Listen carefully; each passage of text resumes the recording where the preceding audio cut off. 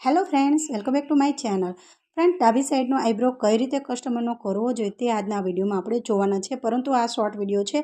Next વિડીયોમાં હું તમને પ્રોપર તરીકે પોતે કઈ રીતે ઊભું રહેવાનું છે, કઈ રીતે તમારે આઈબ્રોનું કરવાનું છે, બધું શીખવાડી. પણ અત્યારે શોર્ટ વિડીયો બનાવું છું.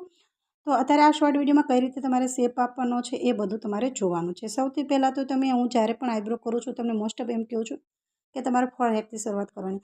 પરંતુ જ્યારે પણ તમે આઈબ્રો કરતા હોવો છો ડાબી સાઈડનો, તો ત્યારે તમારે છે ને એવું તમને ન આવડતું હોય ને તો તમારે શરૂઆત છે ને નીચેથી કરવાની. જો હું જે રીતે નીચેથી મેં કરું છું એ રીતે.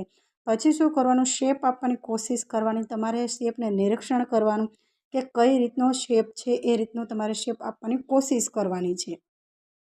શેપ બગાડવાનો નથી.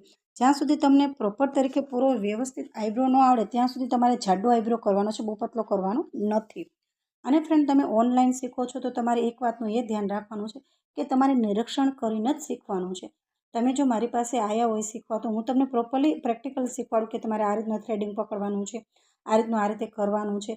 પરંતુ તમે મારી પાસે ઓનલાઈન શીખો છો તો તમારે નિરીક્ષણ જ કરવાનું છે કે દોરાની સ્ટાઇલ કઈ રીતે બદલાય છે, કઈ જગ્યાએ હું વળાંક લેવું છું, કઈ રીતે હું આઈબ્રોના જે હેર આવે છે તે લેવું છું, એ બધું તમારે નિરીક્ષણ કરીને જ લેવાનું છે ફ્રેન્ડ.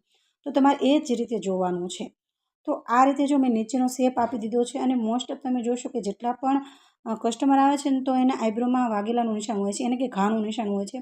તો ઘણીવાર એ આઈબ્રો કરવો ખૂબ જ અઘરું હોય છે. જેમ કે આ જે કસ્ટમર છે એને જે ડાબી સાઈડનો આઈબ્રો છે ને એની ઉપરની બાજુ છે ને એને વાગેલાનું નિશાન છે, એ વાતનું પણ આપણે ધ્યાન દેવાનું છે. શેપ કરવો કમ્પ્લીટ આવવો જોઈએ. આમાં દેખાતું નથી પણ કોઈ એવું કસ્ટમર આવશે તો હું તમને ચોક્કસ દેખાડીશ. અત્યારે આટલું આ તમે જોઈ લો. તો બંને સાઈડનો આઈબ્રો કમ્પ્લીટ થઈ ગયો છે. તમે જોશો એકદમ સરસ રીતે વ્યવસ્થિત શેપ પણ આવી ગયો છે. અને જો જરા પણ આડું અવળું એક પણ હેર છે નહીં, એને કે ખાંચા ગલી નથી, એકદમ લાઇન ટુ લાઇન છે.